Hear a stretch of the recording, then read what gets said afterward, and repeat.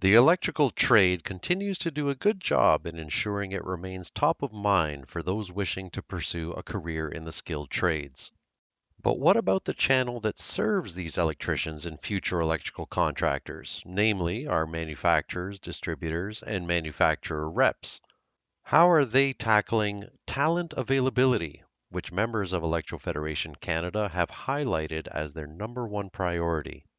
Welcome to this special EBPowerCon discussion, Talent Challenges and Opportunities in the Electrical Channel, where our panelists will tackle everything from careers in the channel and recruitment strategies to networking, bench strength, diversity and inclusion, human resources, and so much more. I know you will gain a lot from this conversation, so let's meet our esteemed panelists.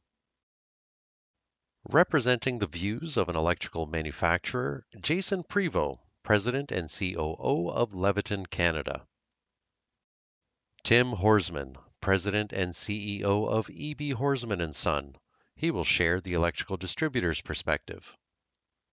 Representing the manufacturer rep's viewpoint is Tony Munden, President of Munden Enterprises. And it gives me great pleasure to introduce our guest moderator, Carol McGlogan, President and CEO of Electro Federation Canada, Canada's national association representing electrical manufacturers, distributors, and manufacturer reps. Thank you all for coming together for this important discussion. And without further ado, Carol, you have the floor. Please take it away. So thank you, Anthony, for that introduction. And we're so pleased today to be part of this important panel discussion on talent. And I'm really excited about talking on this subject because it is the number one thing that keeps our members up at night.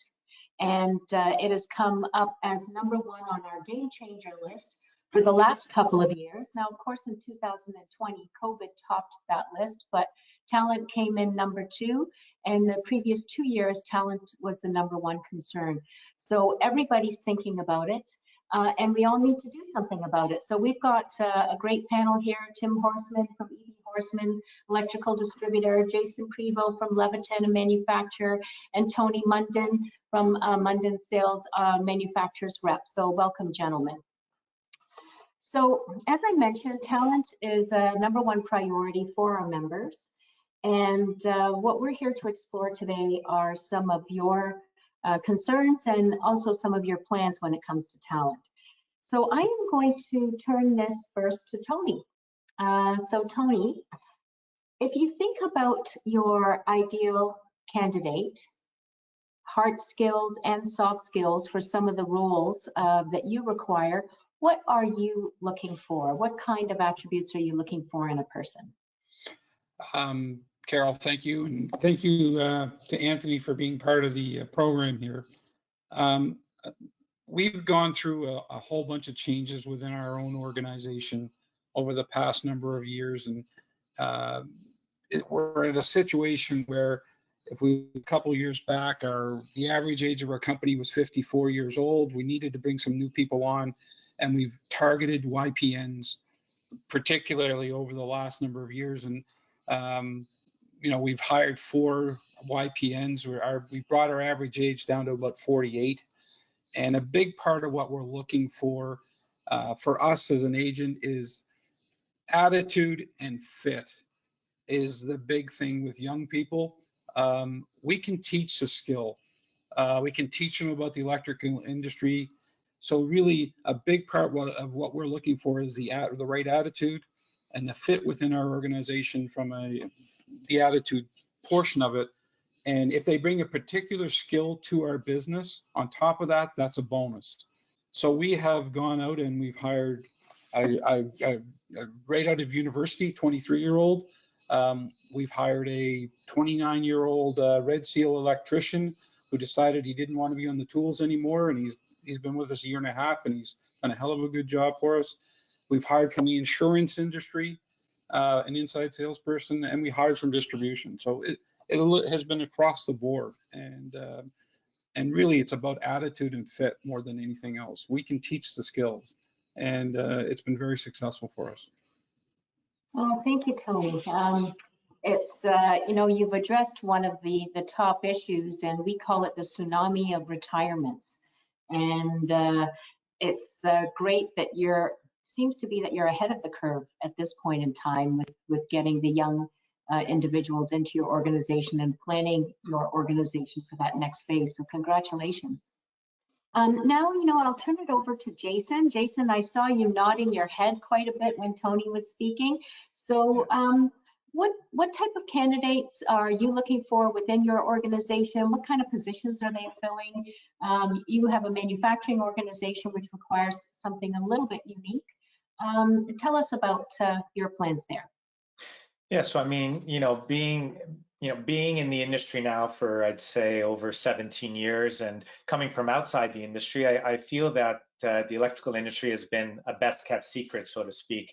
You go to university, you study in different professions, and no one ever talks to you about the electrical industry. You hear about tech, you hear about pharma, you hear about many different industries, and it's not an industry that's very much advertised. And so, as I look at the manufacturing world today, there are many different skill sets that that continue year over year, but we're starting to see an emergence of new skill sets that are required, especially on the manufacturing side.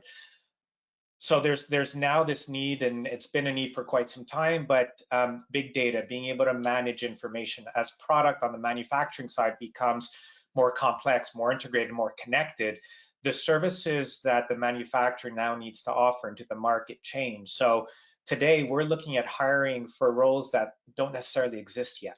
And so that's some of the angles that we're starting to take as a manufacturer. For me right now, based on what we'll call existing opportunities within the organization, very similar to Tony, we're looking for people who have a high level of emotional intelligence, that are creative in nature, that are service oriented, and that are good at managing and working with people. I've been a big proponent of, repetitive tasks that don't need thinking can be automated or done by a machine. So in my opinion, the people that we have to bring value, and that value is of that creative nature. And so we really want to make sure, as we continue to move forward, that our people are doing value-added activities, in face of the organization, in face of the customer, in face of the end user. So those are some of the things, Carol, that we're starting to do now with the manufacturing. But more important than our existing positions is looking forward and defining what are those new needs coming up. And we see a lot of those now with e-business, data, analytics, and as product, as I mentioned, becomes more connected, and IoT, there's this big data element now that really changes the playing field when it comes to looking at information and the different value that now manufacturers could create to customers, to end users, to make better business decisions. That's great. You touched on a couple of key points, basically the digitization of business, which I think comes up right after talent in terms of an issue that keeps everyone up at night. And you can see how the two actually work together. And I liked your thoughts about creativity and being innovative and adding value. That shows that you're preparing your organization for the future, that you may not know exactly what's coming, but you want those critical thinkers to be able to react, or not even just react, but to plan and be proactive with what's coming. So that's excellent. Thank you for sharing that. Thank you. Tim, last but not least, let's go to the distribution community and see what you're doing out in BC. Yeah, well, thank you, Carol. And I'm trying to think of how I can add some more color or contribute in some way to what Tony and Jason already said, because we deal with many of the same challenges. At the end of the day, we want to attract and retain the best talent we possibly can in our industry.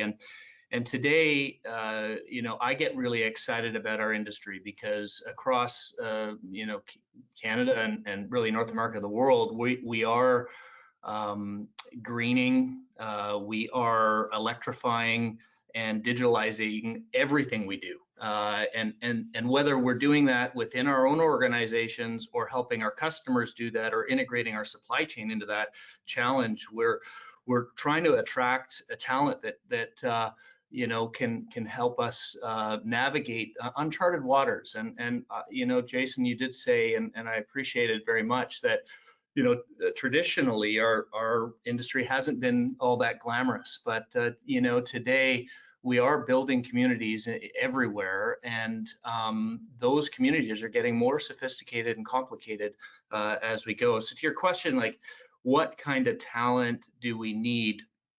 Those soft skills for sure, curiosity, empathy, communication are vital. We want to hire the right person with those soft skills and then train the technical. That said, there are technical capabilities that on the hard skill side that I'm listening to and talking about more specifically and intentionally than I ever have been. So at EB Horsman, on one hand, we're a supply chain company. We're a last mile fulfillment for our manufacturer partners. We're a service provider for our customers. We're not just moving products. We're now engaged in designing spec and doing lighting and energy management audits. And so it is more and more complicated. There's an IoT layer on everything that we're doing. So we've got logistics, distribution, supply chain, and then we are also on the other end of the spectrum seeing a convergence around customer service in a unified or an omni-channel model. So people want us to be able to provide everything through a digital platform, but they still want to talk to our people and confirm what they're picking is the right product, so or service. So like, I'm talking about stuff that is a tech startup. I'm talking with the team that is like, how are we going to data mine and how are we creating content that will speak not just to our customers but potential talent? What's our mobile or social application strategy? Like, so those technical skills, and we're also expecting the help from our employees that are existing, the inside sales team or the counterperson or the technical division leader, to be part of the content creation in a crowdsourced, authentic way. So it's like, how do you create the guidelines and structure in an organization and engage talent to want to join, where they can be empowered to go and be the voice and apply their knowledge in an environment where at EB Horsman, just quickly, like, over 50% of our company is under 4 years of tenure with our company today. I'm really proud of the fact that we've got I don't know the exact stat. I think I actually do. Well, it's like the maybe 50% of our company though today is 54 and under.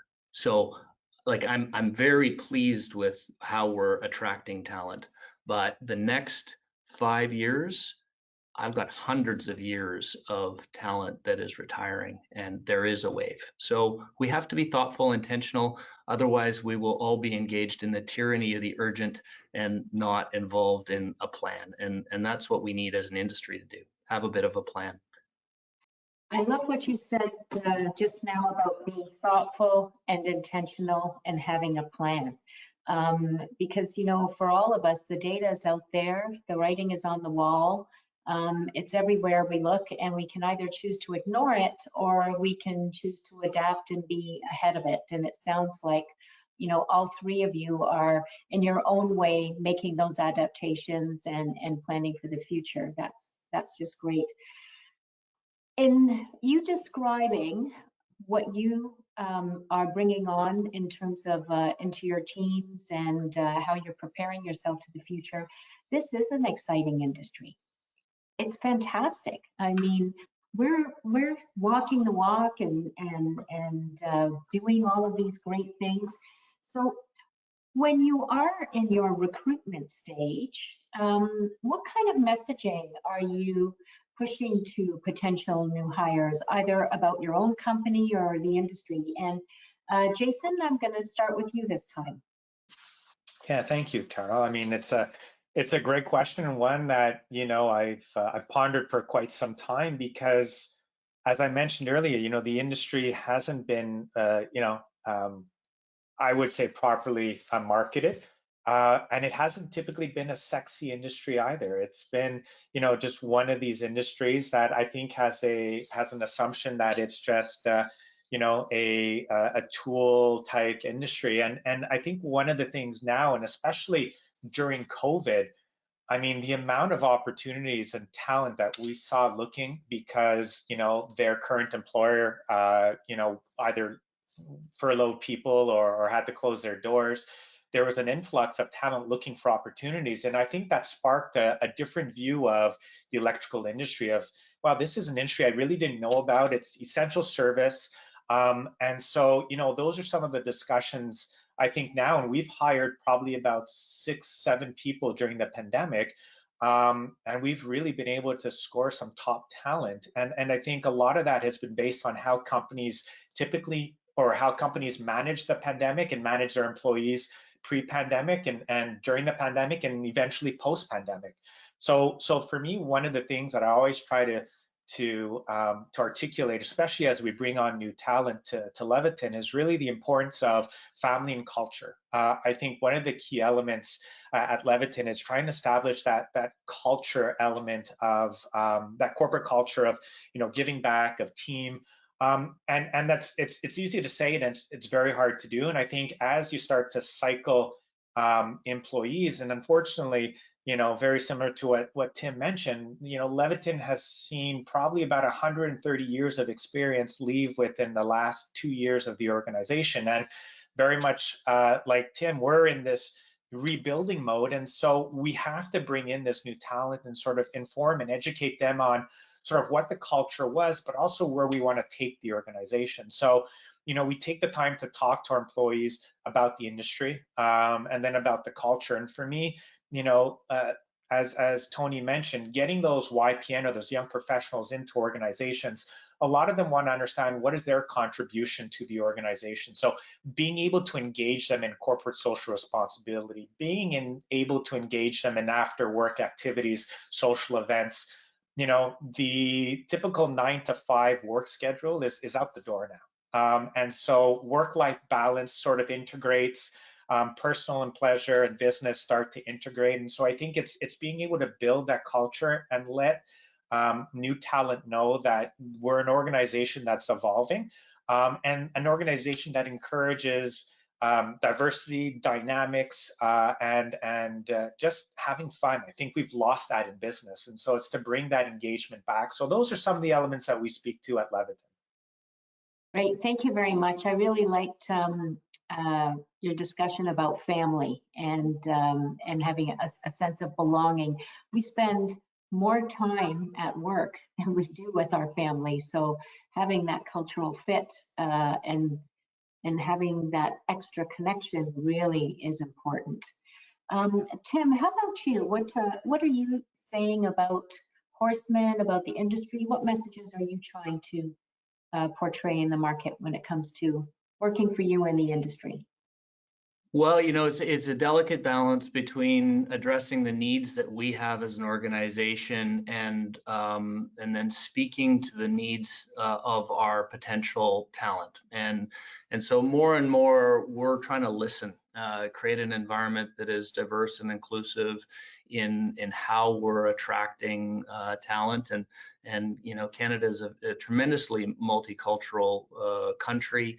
It's a beautiful place to live, and some of the smartest people in the world are selecting our country as their destination of choice. So, what we're hearing from people that have joined, and I feel very fortunate, I'm very grateful that under the backdrop of change, the things that we're doing around being an empowered, independent company that has family business, culture, but at the same time is one of Canada's best managed organizations. So we have fundamental structure behind the independent spirit, and then an ESOP, kind of going into a deeper and long-term strategy around engaging the community on that ownership mindset. Those are some of the things that we've done internally, but at the end of the day, the messaging we're hearing from people that have joined us why they have or what they're really interested in. They want to hear the story about, you know, the leader that they're signing on to work with, that is going to inspire or support or engage them in their development and their career path. They are, you know, they're definitely looking at our company.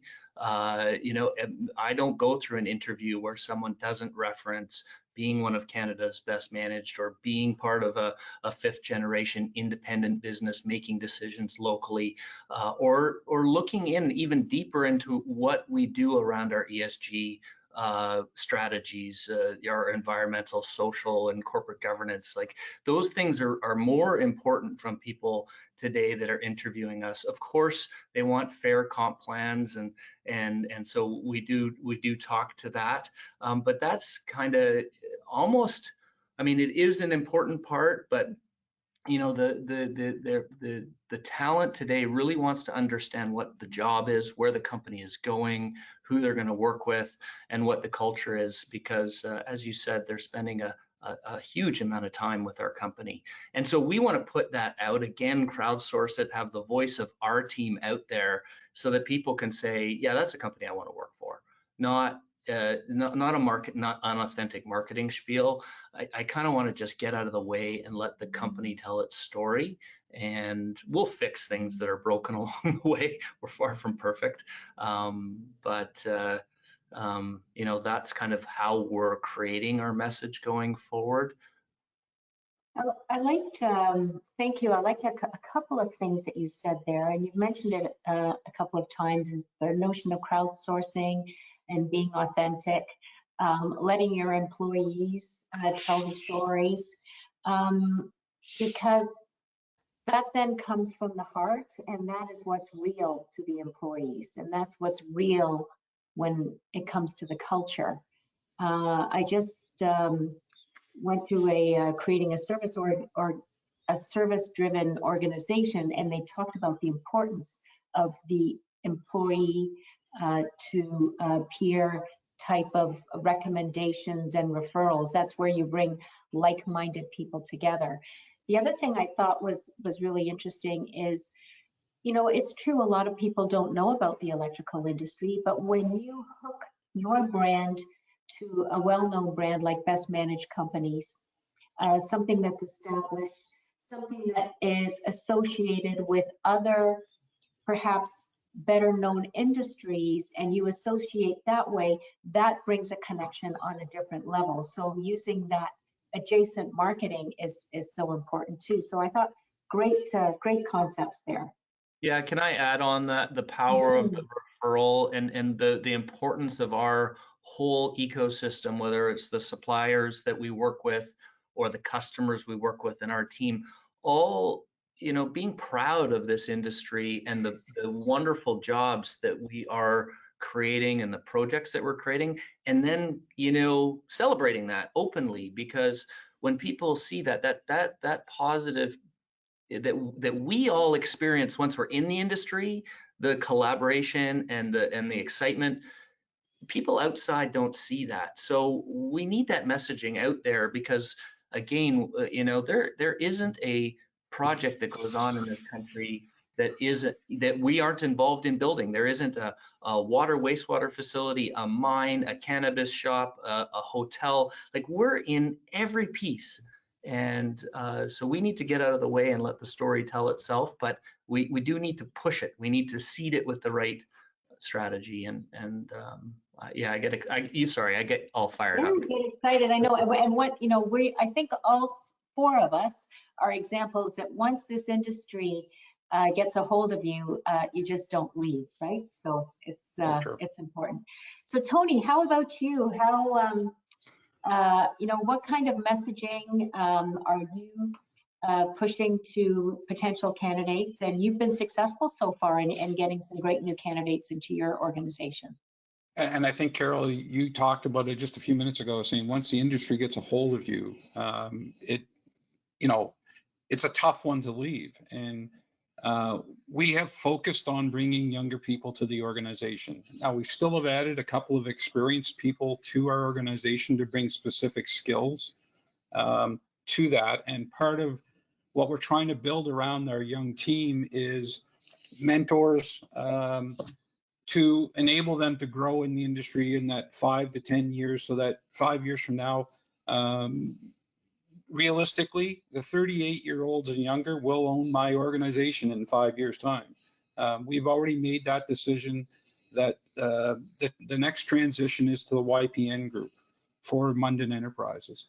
Now, we're starting it. It's still going to take 5 to 7 years for it to happen, but we're putting everything in place to invest in these guys. You know, one of the challenges when we bring on these new people, we said, look, if you do well in this industry, our biggest challenge is to keep you happy from a compensation and employment point of view, because you will have more opportunities in this industry than you realize because of the amount of people that are leaving. If you do really well, you can do whatever the hell you want to do.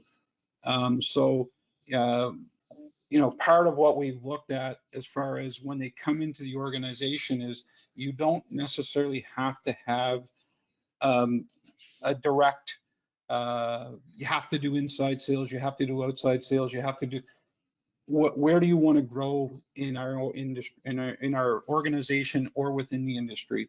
So we've had one of our successful guys we brought in as an inside sales guy, and he had all kinds of training experience in the insurance industry, and he had everything from what is our protocol for returning calls and everything else. And when the first day he came in, what's your call protocol, return call protocol? And we said, just please make a call.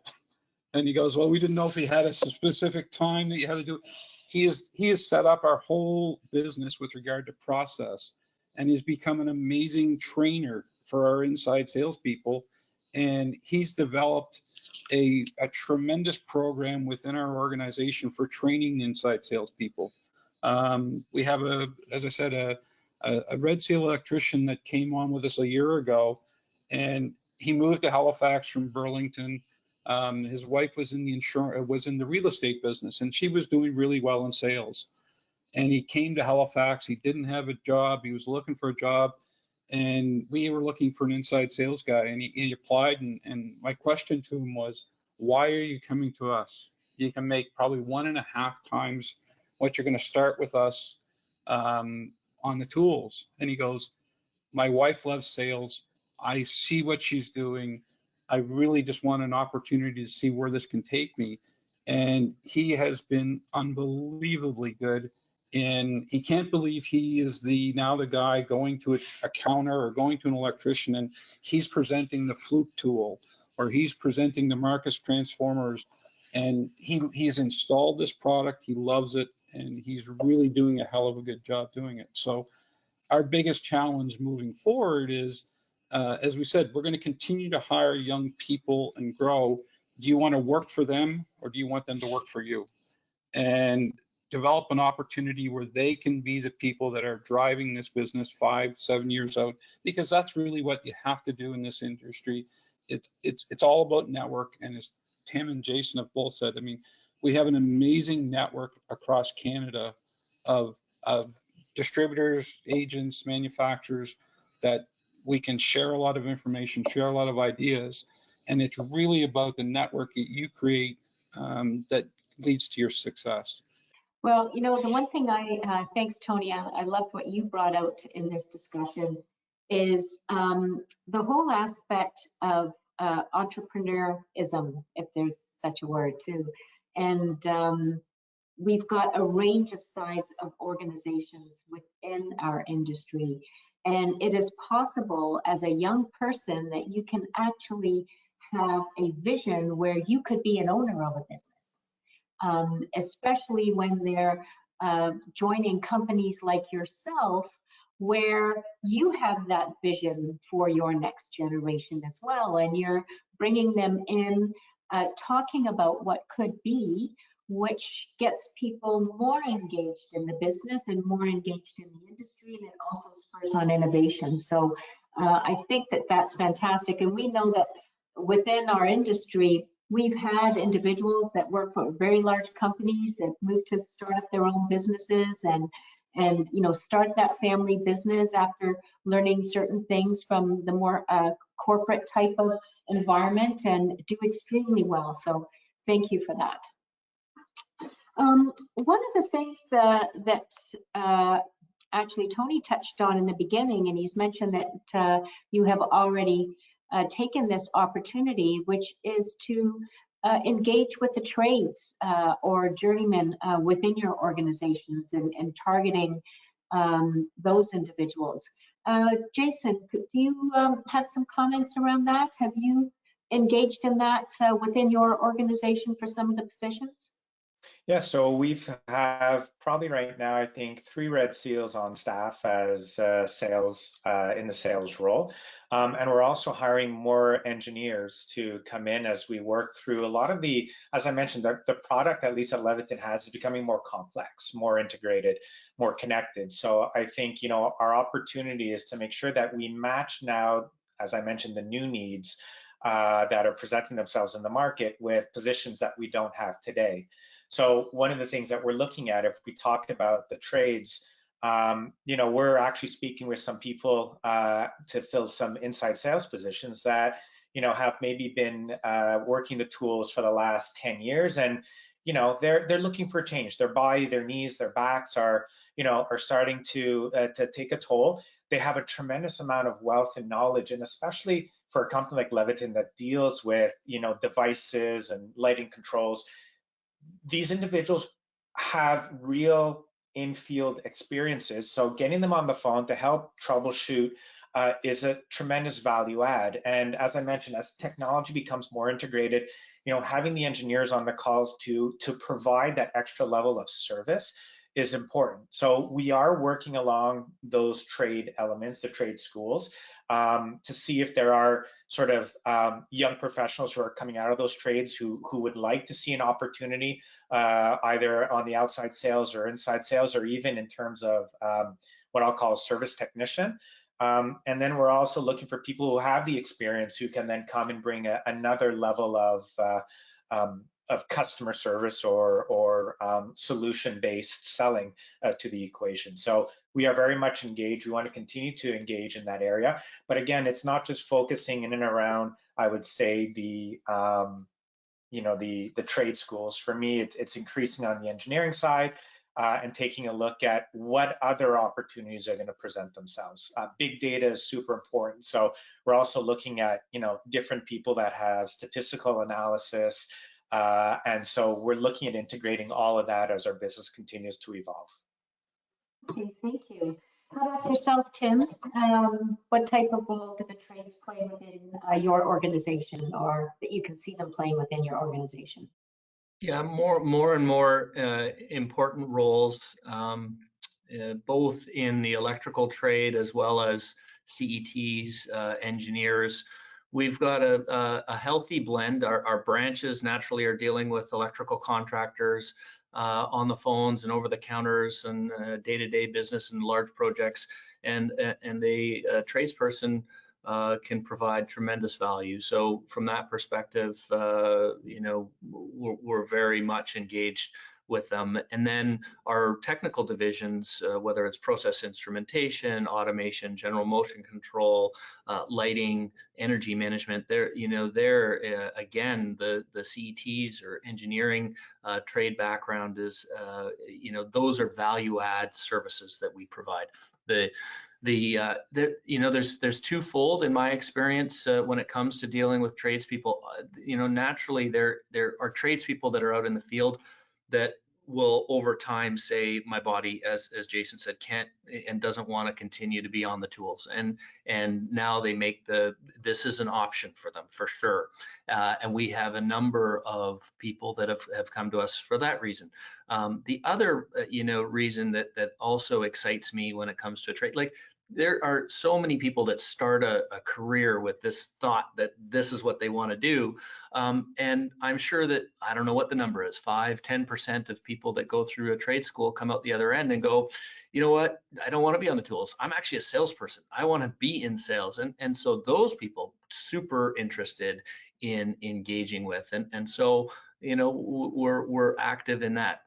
As a distributor, it's a healthy challenge. The cost to serve every day is increasing. So we need to make sure that and the risk exposures are increasing. So, at times I feel a little bit vulnerable.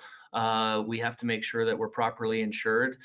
We want to be a sales organization that's providing value, but we have to manage the risks, and so if a electrician shows up and orders something from us, we want to make sure that we're advising them, but we also don't want to take on the liability and the risk associated with the installation. So it's still on the electrician or the systems integrator or the engineer to do their job and sign off. So we have a delicate balance there, but across the board, I echo much of what Jason said. It's we want to have really capable people on our team, and when they come out of a trade school or an engineering school, that fast forwards. That talent is from a technical perspective, is way farther down field for us. So that's a fantastic talent pool to get engaged with. Thank you. And I think, you brought out a good point there in terms of engaging with the customers. There's nothing like sitting across the table from someone who speaks your language, contractor to contractor, engineer to engineer, who can have empathy, who can understand. And it is a tightrope, but at least you're 98% there, which makes a really big difference when it comes to overall customer experience. Mm-hmm. Okay, so the next question I'd like to ask is, you've talked about the type of talent and what you're looking for. Where are you finding these individuals? Are they in our industry? Are you going to schools and colleges? You've mentioned it a little bit in your discussion so far. This time I'm going to start with you, Tony. Carol, we have tried a little bit of everything. So we actually contacted some of the community colleges in Nova Scotia and New Brunswick to talk to some of the professors on somebody coming out. We honestly didn't have as much success as we had hoped on that side. And as a result, we did some stuff through Indeed. We did put some things on the EFED board as well. But realistically, it's been a little bit of, we've hired friends on recommendations. I've hired, our newest employee was a friend of mine who I went to university with, and I got to know his son well when he was at Acadia when I was living in Wolfville. And we actually, it's funny, we always kept in touch. I always run into him while I was going through the town, and he always said he wanted to come to work for us when he finished university. And we were looking for a job, someone, and he gave me a call and we hired him, and he's done a hell of a good job for us already. So we've done a little bit of everything, of doing, picking some on the new side or new employees, a little bit of everything. We've also hired some senior people that were ready to retire from their role, and I guess look at how we can change our business. So 4 years ago, we hired mid-50s gentleman who was in distribution. He was one of our best customers. And we hired him because we weren't close enough to contractors. And he was all about the contractor business. And he came into our business and he totally changed our concept of how we deal with contractors in relation to our distributor partners. He came in and changed our whole attitude on that, and it has really helped our younger group understand the impact of that, having that contractor relationship and what it can do in your success rates. So we've done a little bit of, it's been all over the place, but I mean, a good recommendation from anybody for me is a good way to start the conversation with somebody. As I said, it's more about fit than skills, and we can make it work because, as I said, I think there's so many opportunities within our industry, and as Jason and Tim have both said, it doesn't have to be sales. And I having worked for large manufacturers and everything else, there's lots of marketing, accounting, purchasing, warehouse, everything else, that there's all kinds of opportunities through distribution, manufacturing, and the agency side. If you get the right person, they'll have an opportunity to grow within the industry wherever they want to be. Thank you, Tony. You know, so far we focused this conversation on the young people and getting the young people into the business, and you've just opened up a new subject, which is bringing somebody in with experience, somebody who's had a proven track record, who still wants to make a difference in the industry, and that also plays a role within our entire mix in the ecosystem. There's that delicate balance of knowing the industry in your bones and contributing and guiding and leading and mixing in the new for a really powerful impact. And it looks like you've got both covered. Thanks for that. Jason, how about yourself? Where are you going? You've mentioned a little bit so far, but maybe you can talk about some maybe formal stuff. Yeah, no, absolutely. I think one of the fundamentals is before you go out and start looking for talent is just jumping back into taking a look at what are your internal needs and requirements. And oftentimes we tend to, someone leaves the organization, we tend to just want to take a look at the roles and responsibilities and hire again for that exact position.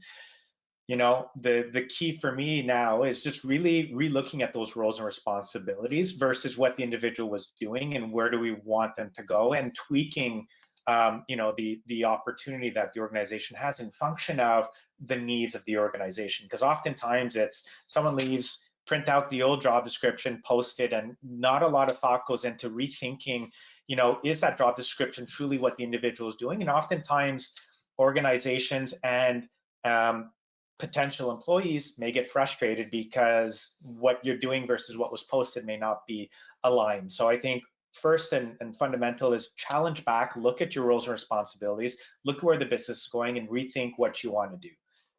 Second for me is where we're looking. So I think Tim or Tony mentioned it. We talked about networks a couple of times on this call, and for me, networks are key. And oftentimes people say, well, you know, it's up to HR to find the candidates, but truly, in essence, you know, if there's an opportunity in sales, the sales individual, the sales organization should have their networks, and so on and so forth. So I truly do believe networks are essential in our opportunity to identify potential candidates, whether they're directly in your network or a function of someone else's network. So I think that word of mouth, Tony mentioned, you know, referral.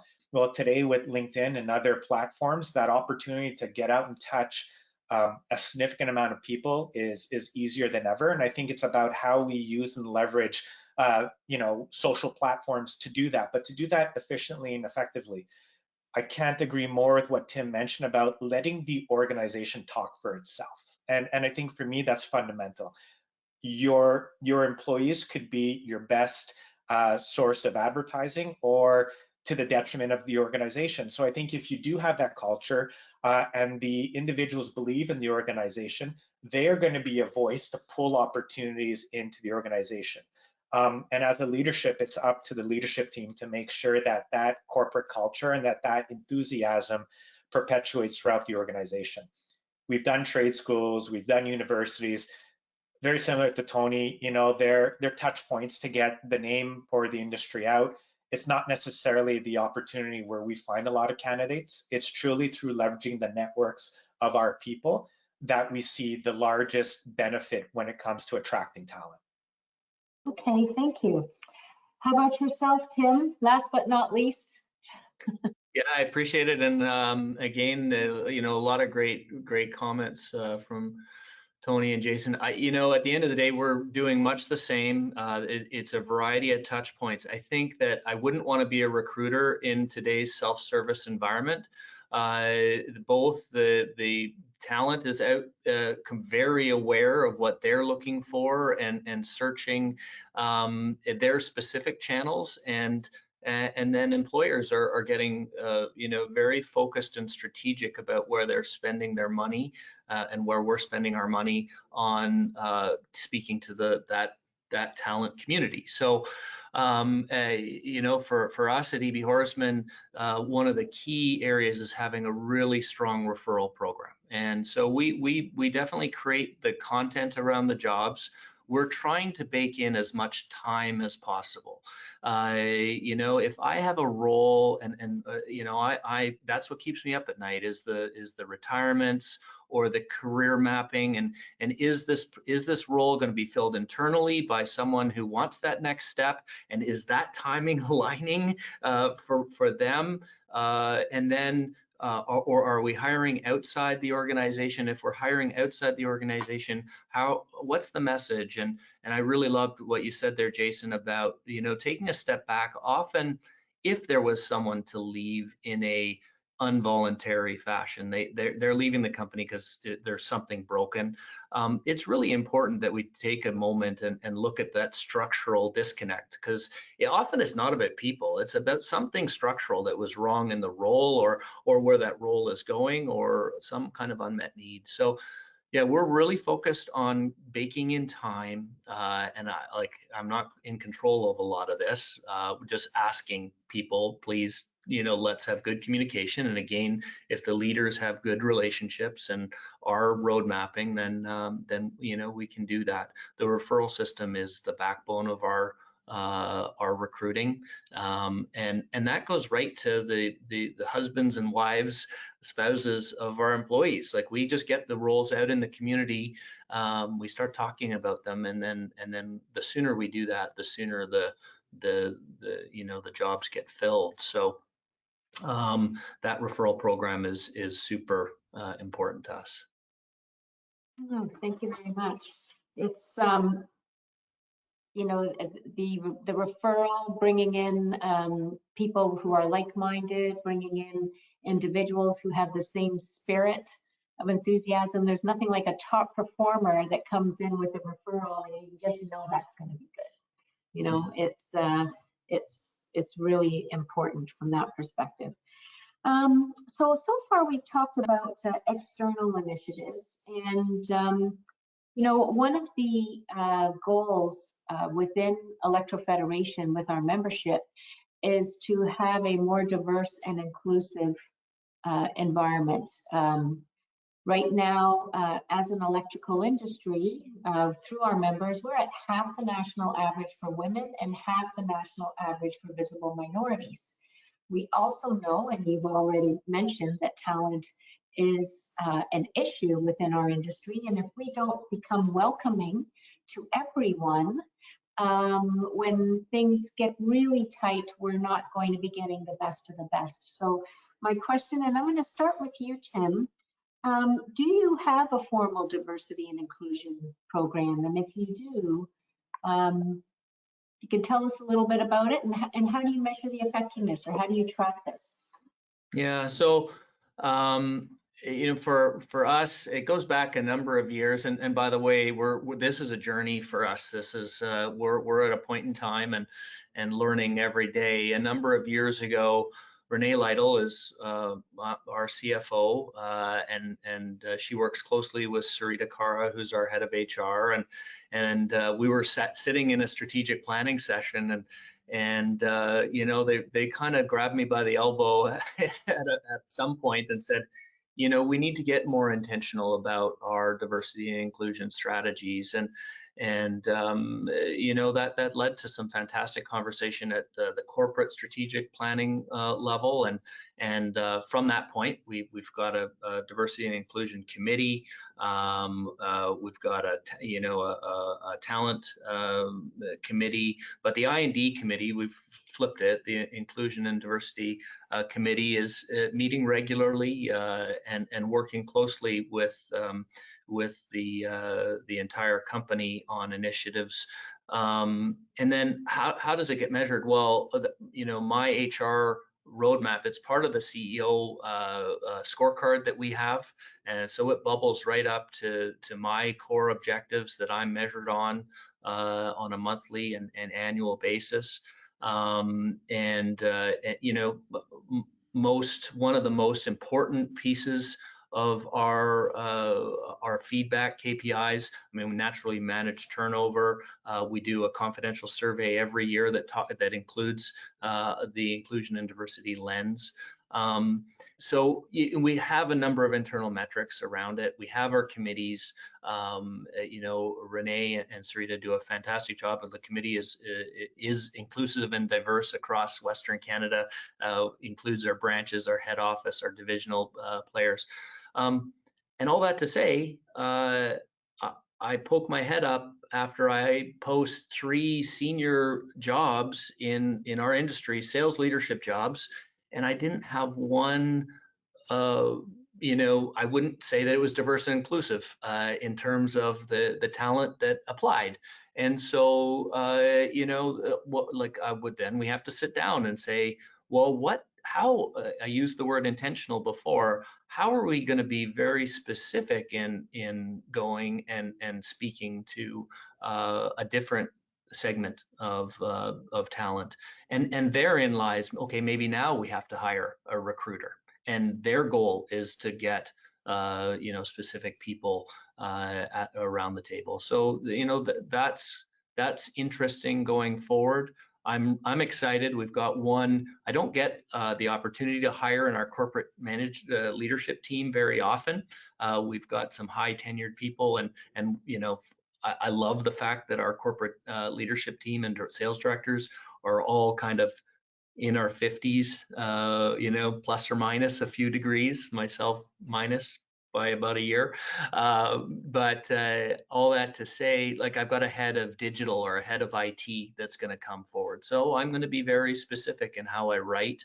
And look, I do believe in, I do believe we need to be very specific about talking to the communities we need to bring in, whether that is gender or any other segment.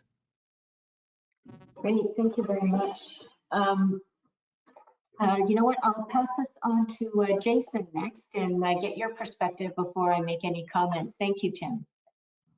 Yeah, thank you, Tim. It's very similar to Tim. So, with Leviton, I'm new in my role for the last, I'll say, well, since January, overseeing Leviton, and prior to that, inherited a great organization that had quite a bit of diversity inclusion built in. I think right now the opportunity is to really set a formal plan in place as we move forward. And if I just look at the executive team, there is a great amount of diversity within our executive team. And as we work through the departments, we have diversity in gender and ethnicity. But I do think, like Tim, there's opportunities for us to improve on what we have and try to drive a bit more inclusion through our, again, I'll go back to corporate culture, but there's opportunities. It's not just having individuals, hired and working within a function. It's including that diversity into the core fiber of the organization. So, being able to celebrate, whether it's holidays or things that we've done, or potlucks, where we tell people to bring food from different areas in which you are from, and so we get to experience culture and diversity in different ways. So for me, Carol, it's really saying, okay, fundamentally building a better structure to allow us to move forward, and then also celebrating what we have and showing diversity and culture in different ways of more than just our hiring process. So those are things we're looking at. One of the things, and it's very proud about the YPN and the numbers that the YPN show. If I recall correctly, and this data is maybe a year or two old, but we have a good fit from a gender perspective, at the very least, a 50-50 split of YPN members. And I'd be very curious on the diversity side as well, because last session I attended, I was amazed by the participation and the diversity within that webinar. I was just blown away. I was super, I don't want to say emotional, but just very, very moved by what YPN has become and by what we've been able to achieve as a committee, and inject a new sense of passion of diversity into the electrical industry. So I think that's a hats off to EFC for promoting and sponsoring that opportunity. And I think the success is in the members and what we're seeing sort of transpire throughout the industry. Well, Jason, I know you just thanked EFC for YPN, and we've thrown the acronym YPN around this interview today a little bit, and that's the Young Professionals Network for our viewers. And that is, I don't think, unfortunately, anybody on this panel maybe still qualifies, but under 40. And but we all have the spirit of under 40.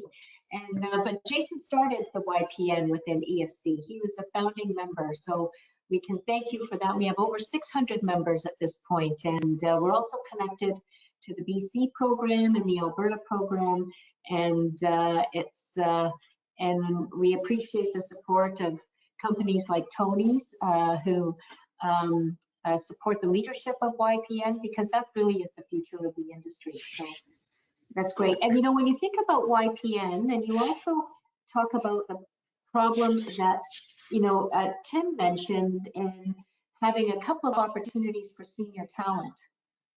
The part that's missing right now is bench strength. And I think it's up to our industry to make sure we have the bench strength. And we're at a point where everybody is focusing on diversity and inclusion, and it's great to have the senior leadership right there, but people have to develop themselves, and they have to go through the steps. And in terms of being purposeful and intending on doing something, we have to make sure that we're walking our future leaders through the steps so that they will be successful, so that there's just naturally this great diverse population who is well equipped to take on new challenges. So, my observation for our whole industry is that we really have to work on the middle piece, bench strength, and we refer to it as the broken rung. We can bring a lot of people in, and sometimes we throw people into leadership position, but if they're not going through all those rungs, or the majority of them, then we may have a problem. Tim, I see you unmiked.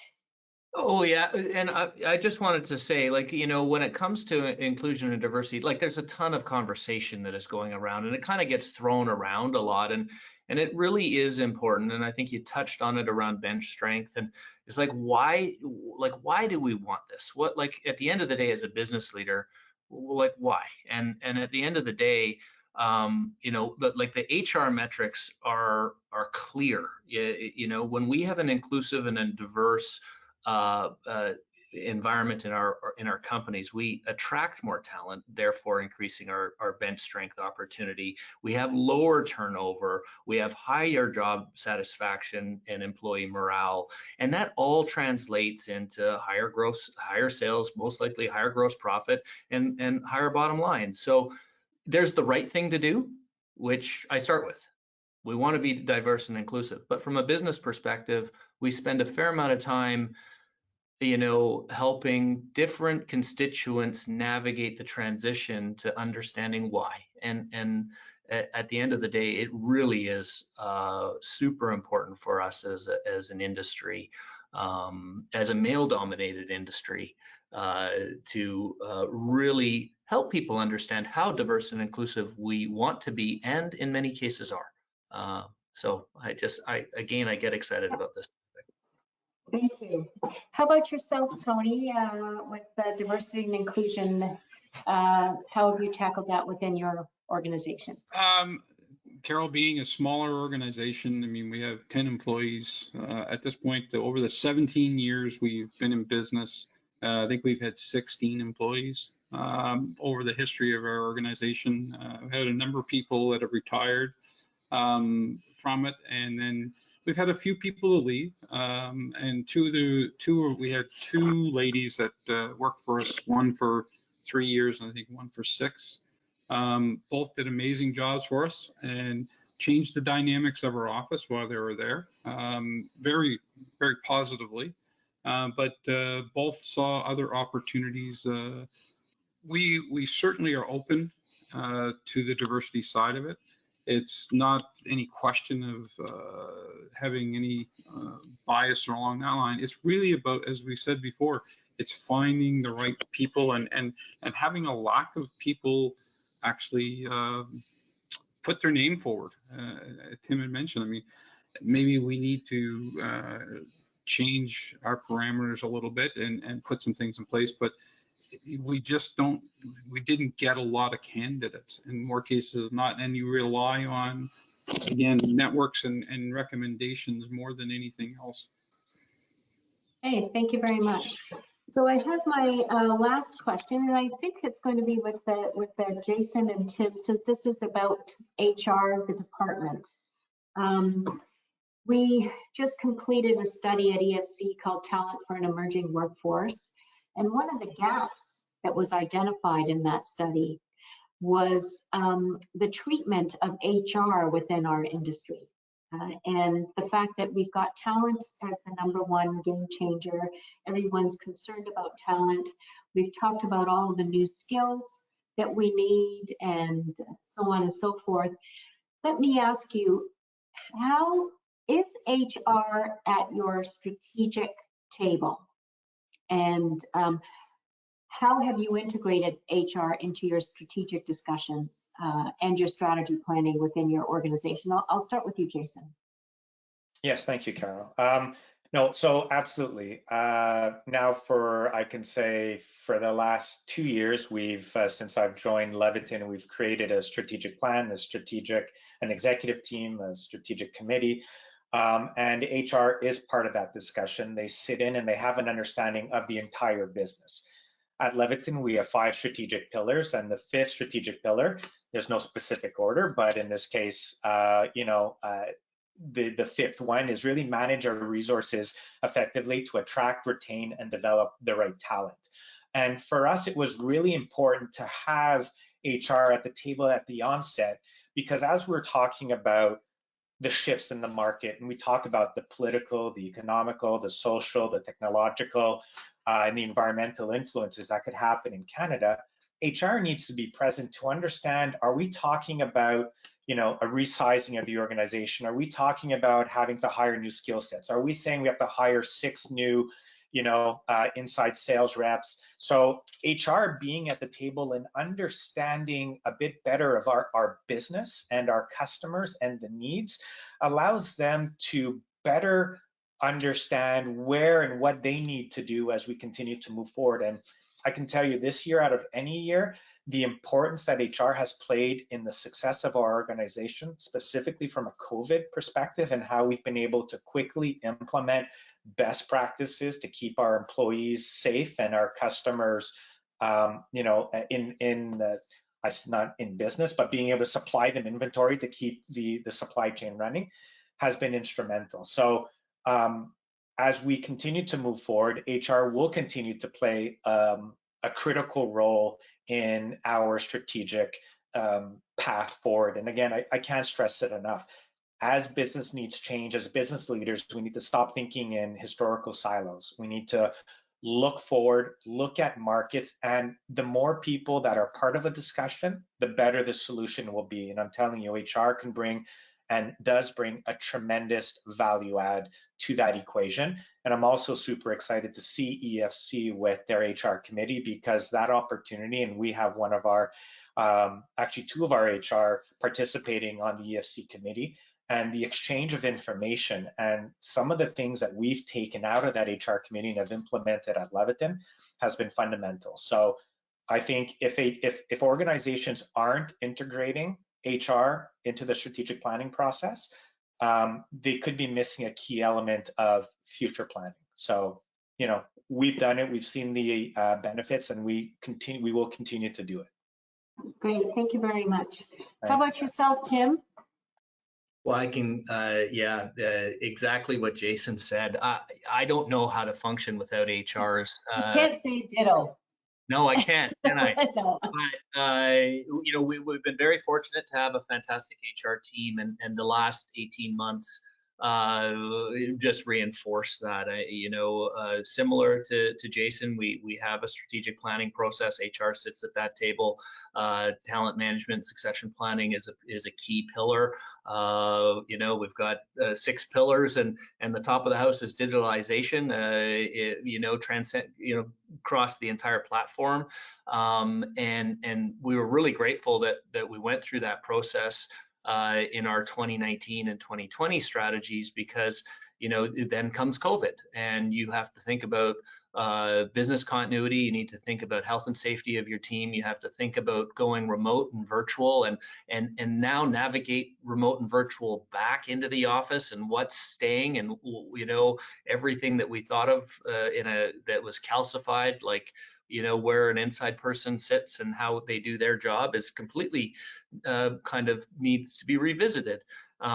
So for us, Sarita and Renee sit on the strat team.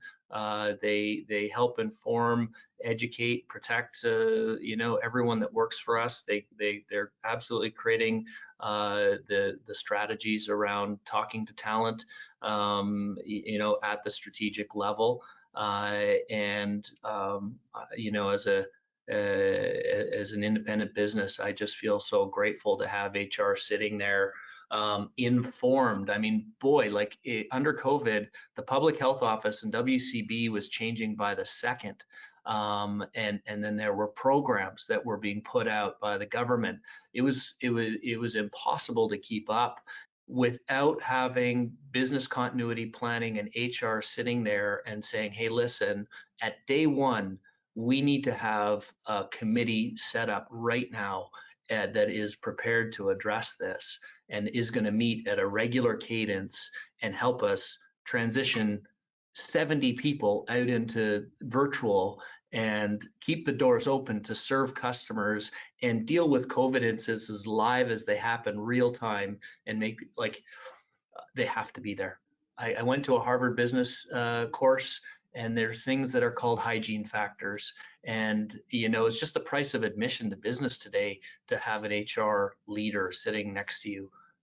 Anyway, I'm fortunate to have 2 fantastic leaders and a team of 4, and it's one of the best investments in talent that we've ever made as an organization. So, great, thank you very much. Well, gentlemen, we are at the end of our discussion today, and what I got from the discussion is, and I actually know this in my heart already, is that we are in a fantastic industry. It's, joined right out of university and never left because it's exciting. And now it's even more exciting than it's ever been because of the digitization, because of the fact that our industry contributes to the Internet of Things, it contributes to automation, we contribute positively to the environment, to energy savings. There's a lot of good social reasons why you would want to be part of this. We are tech, we are socially responsible, and we're looking after each other, because once we get you, you don't want to go. And that's because the family, the inclusive industry family, is taking care of you. So thanks so much for sharing your insights in terms of what's going on in your businesses and how it's affecting talent and what we need to look forward to. And it was a real pleasure to talk to 3 leaders who are obviously doing the right things for your organizations. You're all so well respected and well known, and we're glad that you could share your insights with the rest of the community. Thank you.